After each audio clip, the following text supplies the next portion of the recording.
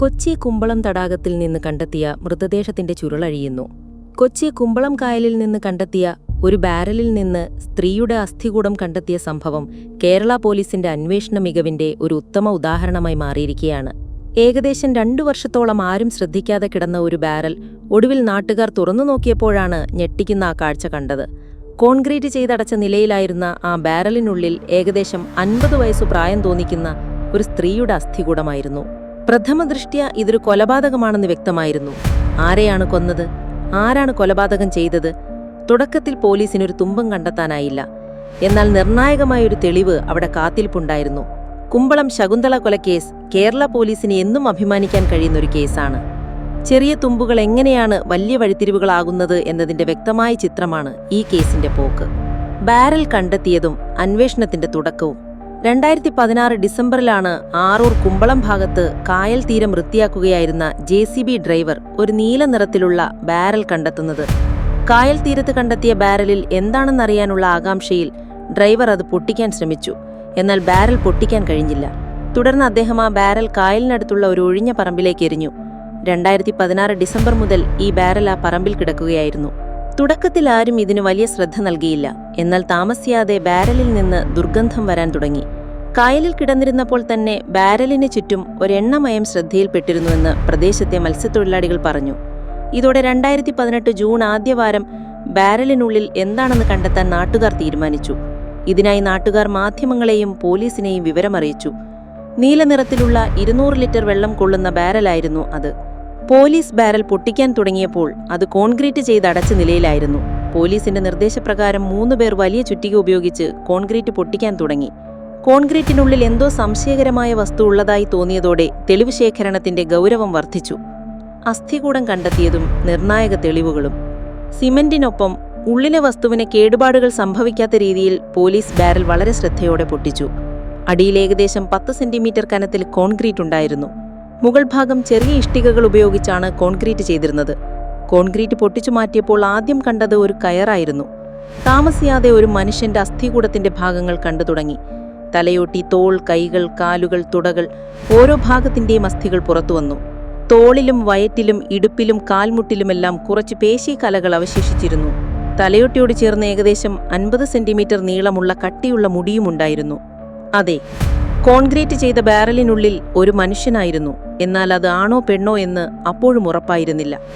ബാരലിനുള്ളിൽ നിന്ന് മങ്ങിയ വരകളുള്ള മങ്ങിയ തവിട്ട് നിറത്തിലുള്ള 14 തുണിക്കഷ്ണങ്ങൾ കണ്ടെത്തി. ആ തുണിക്കഷ്ണങ്ങളിൽ സിമന്റ് അവശിഷ്ടങ്ങളുണ്ടായിരുന്നു. അതിലൊന്ന് മറ്റുള്ളവയേക്കാൾ ഏകദേശം 130 സെന്റിമീറ്റർ നീളമുള്ളതായിരുന്നു. ഇത് സ്ത്രീകൾ ധരിക്കുന്ന നൈറ്റിയുടെ അവശിഷ്ടമോ ഗൗണിന്റെ ഭാഗമോ ഒരുപക്ഷെ സാരിയുടെ കഷ്ണങ്ങളോ ആകാം. എന്തായാലും ഒരു സ്ത്രീയുടെ വസ്ത്രത്തിന്റെ ഭാഗമാകാനാണ് സാധ്യത കൂടുതൽ.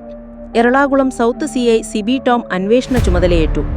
ഡോക്ടർ ഉമേഷ് AK ഫോറൻസിക് പരിശോധനകൾക്ക് നേതൃത്വം നൽകി. അന്വേഷണത്തിന്റെ വഴിത്തിരിവ്. അസ്ഥികൂടം വിശദമായി പരിശോധിച്ചപ്പോൾ അവ ഒരു സ്ത്രീയുടേതാണെന്ന് തെളിഞ്ഞു. അസ്ഥികൾക്കും വസ്ത്രാവശിഷ്ടങ്ങൾക്കുമൊപ്പം 4 ഇരട്ടിയായി മടക്കിയ 4 500 രൂപ നോട്ടുകളും ഏകദേശം 80 സെന്റിമീറ്റർ നീളമുള്ള ഒരു അരഞ്ഞാണവും ഇടുപ്പല്ലിന് ചുറ്റും കണ്ടെത്തി. ചില പോളിത്തീൻ കവറുകളും തവിട്ട് നിറത്തിലുള്ള പ്ലാസ്റ്റിക് ടേപ്പും അസ്ഥികൾക്കൊപ്പമുണ്ടായിരുന്നു.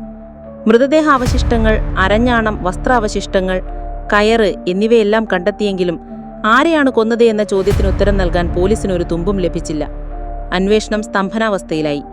ഒരു തുമ്പ് കണ്ടെത്താൻ ഫോറൻസിക് സർജൻ ഡോക്ടർ രമേശ് പല്ലുകൾ, അസ്ഥികൾ, മുടി, പേശികൾ എന്നിവയെല്ലാം സൂക്ഷ്മമായ രാസപരിശോധനയ്ക്ക് വിധേയമാക്കി. DNA പരിശോധനയും രാസവിശകലനവും നടത്തി. തുടക്കത്തിൽ നിരാശജനകമായിരുന്നു ഫലം. എന്നാൽ ആവർത്തിച്ചുള്ള പരിശോധനകളിൽ ഒരു തുമ്പ് കണ്ടെത്തി. അസ്ഥികൂടത്തിന്റെ ഇടത് കണങ്കാലിലെ ഒടിവ് കൂട്ടി യോജിപ്പിക്കാൻ ഉപയോഗിച്ച ഒരു മാലിയോളാർ സ്ക്രൂ ആയിരുന്നു അത്. ആ സ്ക്രൂവിൽ എന്തോ എഴുതിയിരുന്നു. എന്നാൽ ഡോക്ടർക്ക് നഗ്നനേത്രങ്ങൾ കൊണ്ടത് വായിക്കാൻ കഴിഞ്ഞില്ല. അദ്ദേഹം പോലീസ് ഫോട്ടോഗ്രാഫറെ വിളിച്ചു. അദ്ദേഹം എടുത്ത ചിത്രത്തിൽ നിന്ന് പിറ്റ്കാർ എന്ന പേരും 2 7 അക്ക നമ്പറുകളും ലഭിച്ചു. ഇതോടെ CI സിബി ടോമിന്റെ നേതൃത്വത്തിലുള്ള അന്വേഷണ സംഘം സ്ക്രൂവിൽ നമ്പറും പേരും ഉപയോഗിച്ച് അന്വേഷണം മുന്നോട്ട് കൊണ്ടുപോകാൻ തീരുമാനിച്ചു. പ്രതിയെ കണ്ടെത്തിയതും കേസിന്റെ അന്ത്യവും. ഈ പേരും നമ്പറും ഒരുപക്ഷെ വളരെ നിർണായകമായ തെളിവായിരിക്കാം. മൃതദേഹത്തിലേക്കും കൊലപാതകയിലേക്കും നയിക്കുന്ന പ്രധാനപ്പെട്ട എന്തോ ഈ നമ്പറിൽ ഉണ്ടായിരുന്നു. സ്ക്രൂവിലെ നമ്പറും പേരും ഉപയോഗിച്ച് എറണാകുളത്തെ സർജിക്കൽ കടകളിൽ പോലീസ് അന്വേഷണം നടത്തി. ആ അന്വേഷണത്തിൽ പിറ്റ്കാർ എന്ന പേര് സർജിക്കൽ ഉപകരണങ്ങൾ നിർമ്മിക്കുന്ന പൂനെ ആസ്ഥാനമായ ഒരു കമ്പനിയുടേതാണെന്ന് കണ്ടെത്തി. അതിലെഴുതിയിരിക്കുന്ന 7 അക്ക നമ്പറുകൾ ഒരു ബാച്ച് നമ്പറാണ്. കൂടുതൽ അന്വേഷണത്തിൽ ആ ബാച്ചിൽ 306 സ്ക്രൂകൾ നിർമ്മിച്ചിരുന്നുവെന്ന് കണ്ടെത്തി. ഇതിൽ 12 എണ്ണം കേരളത്തിലേക്ക് കയറ്റി അയച്ചു.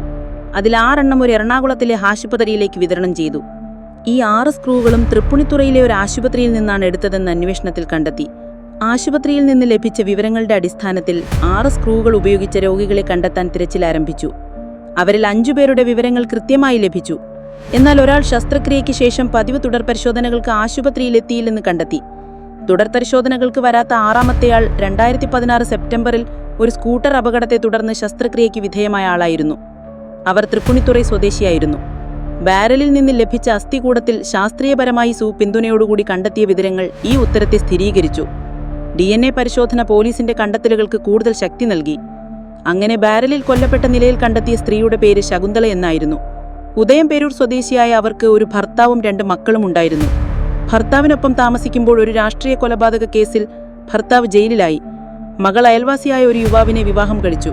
കൊലക്കേസിലെ പ്രതിയായ ഭർത്താവ് ജയിൽ മോചിതനായ ശേഷം വഴക്കുകൾ പതിവാവുകയും ശകുന്തള ഭർത്താവിൽ നിന്ന് വേർപെട്ട് മറ്റൊരു വീട്ടിൽ താമസിക്കാൻ തുടങ്ങുകയും ചെയ്തു. മകനും ശകുന്തളയോടൊപ്പമായിരുന്നു താമസിച്ചത്. ഒരു വാഹനാപകടത്തെ തുടർന്ന് മാനസികമായി തളർന്നിരുന്ന മകൻ ആത്മഹത്യ ചെയ്തു. അതിനിടെ വിവാഹിതയായ ശകുന്തളയുടെ മകൾക്ക് ഭർത്താവിനെ കാണാനില്ലെന്ന് ഉദയംപേരൂർ പോലീസ് സ്റ്റേഷനിൽ പരാതി നൽകി. പിന്നീട് ഡൽഹിയിൽ നിന്ന് കണ്ടെത്തിയെങ്കിലും ശകുന്തളയുടെ മകളും ഭർത്താവും വേർപിരിഞ്ഞു. ഭർത്താവുമായി വേർപിരിഞ്ഞ ശേഷം ശകുന്തളയോടൊപ്പം താമസിക്കാൻ തുടങ്ങിയ മകൾക്ക് സജിത്ത് എന്ന യുവാവിനോട് അടുപ്പമില്ലായി. SPCAയിലെ ഇൻസ്പെക്ടറായിരുന്ന ഇയാൾ ശകുന്തള വാടകയ്ക്ക് താമസിച്ചിരുന്ന വീട്ടിൽ ശകുന്തളയോടൊപ്പവും മകളോടൊപ്പം താമസിക്കാൻ തുടങ്ങി. ശകുന്തള ശിശുപരിപാലനവും വീട്ടുജോലികളും ചെയ്തിരുന്നു. വടക്കേ ഇന്ത്യയിലടക്കം ജോലി ചെയ്ത് സമ്പാദിച്ച പണം കൊണ്ട് സ്വന്തം നാട്ടിൽ വീട് വയ്ക്കാൻ ശകുന്തള പദ്ധതിയിട്ടിരുന്നു. ഈ സമയത്താണ് അവർക്ക് സ്കൂട്ടർ അപകടം സംഭവിച്ചത്.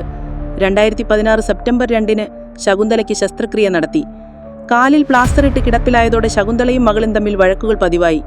ഈ വഴക്കുകൾക്കിടയിലാണ് സജിത്തിന് മറ്റൊരു ഭാര്യയുണ്ടെന്ന് ശകുന്തള അറിയുന്നത്. ഇത് ശകുന്തളയ്ക്ക് അംഗീകരിക്കാൻ കഴിഞ്ഞില്ല. സജിത്തിന്റെ വീട്ടുകാരെ മകളുള്ള ബന്ധം അറിയിക്കുമെന്ന് ശകുന്തള ഭീഷണിപ്പെടുത്താൻ തുടങ്ങിയത് സജിത്തിൽ ശകുന്തളയെ ഇല്ലാതാക്കാനുള്ള ചിന്ത വളർത്തി. ശകുന്തളയുടെ ചികിത്സാ ചെലവുകൾ സജിത്തിന് താങ്ങാൻ കഴിഞ്ഞില്ല. അതിനിടെ ശകുന്തളയ്ക്ക് ചിക്കൻ ബോക്സും വന്നു. ഇതോടെ ശകുന്തള സജിത്തിനൊരു ഭാരമായി മാറി. ശകുന്തള തങ്ങളുടെ ജീവിതത്തിന് ഭീഷണിയും ഭാരവുമായി മാറിയപ്പോൾ അവളെ ഇല്ലാതാക്കാൻ അവൻ തീരുമാനിച്ചു. കോട്ടയത്തുള്ള സഹോദരിയുടെ വീട്ടിലേക്ക് ശകുന്തളയെ കൊണ്ടുപോവുകയാണെന്ന് അയൽവാസികളെ അറിയിച്ചു. കാലിന് പരിക്കുണ്ടതുകൊണ്ട് ആരും സംശയിച്ചില്ല. തുടർന്ന് സജിത്ത് ശകുന്തളയുടെ മകളെയും കുട്ടികളെയും ഒരു ഹോട്ടലിലേക്ക് മാറ്റി. വാടക വീട്ടിൽ ഒട്ടിക്കായിരുന്ന ശകുന്തളയെ വിഷം നൽകി കൊലപ്പെടുത്തി. പിന്നീട് മൃതദേഹം വീട്ടിൽ സൂക്ഷിച്ചു. വീട്ടിൽ വെള്ളം സൂക്ഷിക്കാൻ ഒരു ബാരൽ വേണമെന്ന് പറഞ്ഞ് തന്റെ ഓട്ടോ ഡ്രൈവർ സുഹൃത്തിൽ നിന്നൊരു നീല ബാരൽ സംഘടിപ്പിച്ചു. ബാരലിനുള്ളിൽ ശകുന്തളയുടെ മൃതദേഹം വെച്ച് കോൺക്രീറ്റ് ചെയ്ത് ബാരൽ വീട്ടിൽ സൂക്ഷിച്ചു. തുടർന്ന് ബാരൽ ഉപേക്ഷിക്കാൻ 5 സുഹൃത്തുക്കളെ ഏർപ്പാടാക്കി. ബാരലിനുള്ളിൽ മൃഗങ്ങളുടെ അസ്ഥികളും തലയോട്ടികളുമാണെന്ന് സജിത്ത് അവരോട് പറഞ്ഞു. മൃഗങ്ങളോടുള്ള ക്രൂരത തടയുന്ന വകുപ്പിലെ ഉദ്യോഗസ്ഥനായതുകൊണ്ട് അവരും സംശയിച്ചില്ല. വെള്ളത്തിൽ ഉപേക്ഷിക്കണമെന്ന് പറഞ്ഞതുകൊണ്ട് അവർ കുമ്പളം കായലിൽ ബാരൽ ഉപേക്ഷിക്കാൻ തീരുമാനിച്ചു. മൃതദേഹം ഉപേക്ഷിച്ച ശേഷം ശകുന്തള താമസിച്ചിരുന്ന വീട് ഉപേക്ഷിച്ച് സജിത്ത് ശകുന്തളയുടെ മകൾക്കും പേരക്കുട്ടികൾക്കും മറ്റൊരു സ്ഥലത്ത് വാടകയ്ക്ക് വീടെടുത്തു. ഇടയ്ക്കിടയ്ക്ക് അവരെ സന്ദർശിക്കാറുമുണ്ടായിരുന്നു. ബാരൽ കായലിൽ വളരെ കാലം കിടന്നു. കായലിൽ കിടന്ന ബാരലിന് ചുറ്റും ഒരു എണ്ണമയം പടർന്നിരുന്നു. കായൽ വൃത്തിയാക്കാൻ വന്നവർ സംശയകരമായ ബാരൽ കരയെത്തിച്ച് പൊട്ടിക്കാൻ ശ്രമിച്ചെങ്കിലും ഉള്ളിൽ എന്താണെന്ന് കണ്ടെത്താൻ കഴിഞ്ഞില്ല. കുറച്ചുകാലം കഴിഞ്ഞപ്പോൾ ഇതിൽ നിന്ന് ദുർഗന്ധം വരാൻ തുടങ്ങി. തുടർന്നുള്ള അന്വേഷണത്തിലാണ് ഒരിക്കലും പുറത്തുവരില്ലെന്ന് കരുതിയ ഈ കൊലപാതകത്തിന്റെ ചുരുളഴിഞ്ഞത്. എന്നാൽ ബാരലിൽ മൃതദേഹം കണ്ടെത്തിയെന്ന വാർത്ത വന്നതിന്റെ പിറ്റേ ദിവസം എളമക്കര സ്വദേശിയായ സജിത്ത് ആത്മഹത്യ ചെയ്തു. സയനൈഡ് കഴിച്ചാണ് ഇയാൾ ആത്മഹത്യ ചെയ്തത്. ഈ കൊലപാതകത്തെക്കുറിച്ച് ശകുന്തളയുടെ മകൾക്കറിയാമായിരുന്നു എന്ന് പോലീസ് അന്വേഷിച്ചു. മകളെ ചോദ്യം ചെയ്തപ്പോൾ അവളുടെ മൊഴികളിൽ കണ്ട വൈരുദ്ധ്യങ്ങൾ പോലീസിൽ സംശയം ജനിപ്പിച്ചു. ബാരൽ കായലിൽ ഉപേക്ഷിക്കാൻ ശ്രമിച്ചവരെ പോലീസ് കസ്റ്റഡിയിലെടുത്തെങ്കിലും അവർക്കെതിരെ കൊലപാതക കുറ്റം ചുമത്താൻ കഴിഞ്ഞില്ല. അമ്മയെ കൊന്നത് മകൾക്കറിയാമായിരുന്നു എന്ന് കണ്ടെത്താൻ പോലീസ് മകളിൽ നുണപരിശോധന നടത്താൻ ശ്രമിച്ചെങ്കിലും അവർ അതിന് തയ്യാറാകാത്തതുകൊണ്ട് നുണപരിശോധന നടത്താൻ കഴിഞ്ഞില്ല. പ്രതി ആത്മഹത്യ ചെയ്തതുകൊണ്ട് കേസ് കൂടുതൽ മുന്നോട്ട് പോയില്ല. 7 മാസത്തിന് ശേഷം കേസ് അവസാനിപ്പിച്ചു.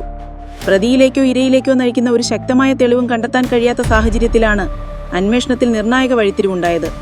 ഒരു കേസ് അന്വേഷണത്തിൽ ഏറ്റവും ചെറിയ വസ്തു പോലും എങ്ങനെ നിർണായക തെളിവായി മാറുന്നു എന്നതിന്റെ ഉദാഹരണമാണ് കുമ്പളം ശകുന്തള കൊലക്കേസ്.